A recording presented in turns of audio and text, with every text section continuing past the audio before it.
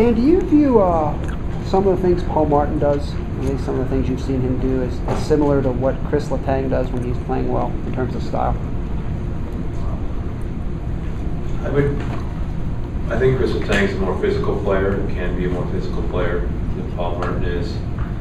I actually more along the lines of Alex Goligoski in terms of skating and defending with position and your skating ability, a good stick. And then, I'm not sure we can compare him to anybody on our defense in terms of the smart with the puck and his ability to make reads and make that pass, and a real poised guy with the puck. And so I see a little bit of Alex Goligoski, but a little bit bigger, and Alex is still doesn't have quite the poise with the puck that Paul does. When you look for guys to play together on the back end, what do you prefer in terms of styles? Meshing or maybe mashing a little bit, I guess? Going into camp, I think there's a couple different ideas that we're going to play with. Talk to Paul and talk to Z about the best partners they play with, who they like to play with, what style of partner they like to play with, and taking that into consideration when you put together the exhibition games and some of the matchups. But I'm not sure we're going to see a straight matchup here, as much as 4 defensemen that are going to be playing against the team's top lines. We will try a matchup pair.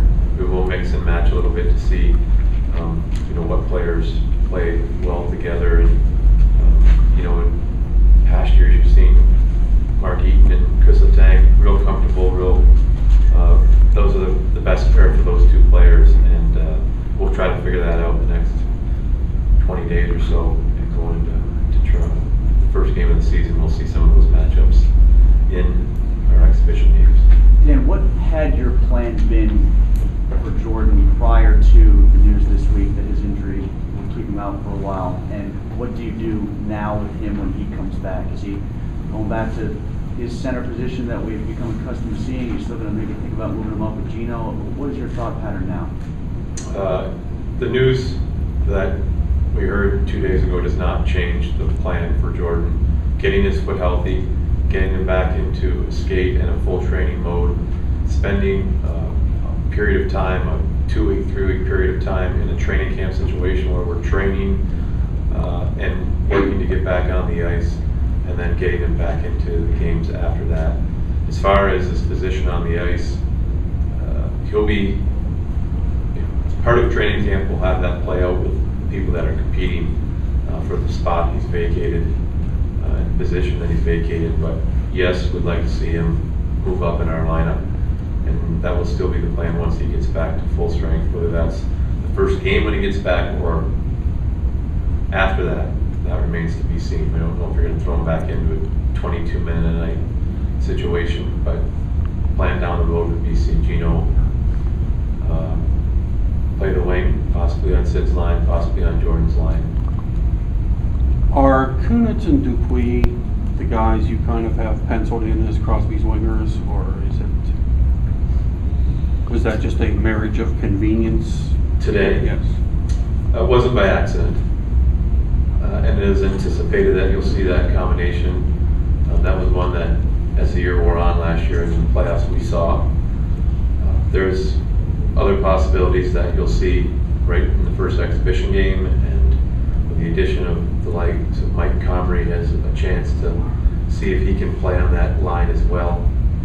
So it's not by chance, it is by design. We feel comfortable with that line. But also there's going to be some other opportunity to see different combinations throughout training camp. Would Comrie most likely be slotted in on the right as opposed to the left side? Do you ever prefer a side for Asham? Pardon? Do you ever prefer side? Asham's talked how he can play sort of either side. Do you like him better on one side or the other? I prefer players who say that.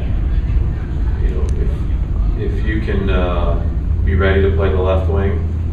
If you say you can only play the right wing, then you'll be limited in when you can be used and where you can be used. So I expect players to be able to adapt to that.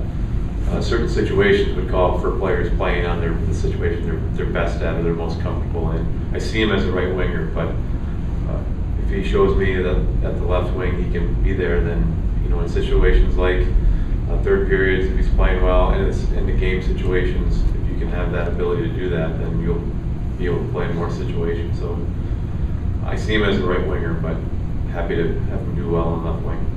One or two more guys? Yeah, what are you looking to see out of Max Talbot for the upcoming season?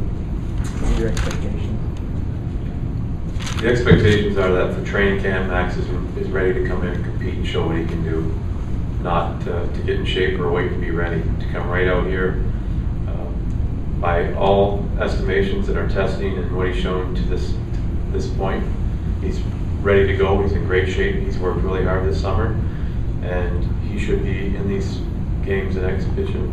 He's showing what he can do for us this year. And that's a speed, aggressive, tenacious, physical presence. There should be an edge to his game, and the opponent should know it. And he's a guy who can add that in different spots in our lineup, and he'll get that opportunity, and that's what we're expecting to see from him in training camp. Dan, when you talk about moving Gino to the wing long term, do you worry that could affect his playmaking ability, not being a centerman? It's the initial question that some people have asked, and I will continue to say that no one in this room has come up to me prior to today or to this talking about Gino playing wing and talked about him playing wing before, although he's played the wing about 60% of the time. And you've never asked me that question before.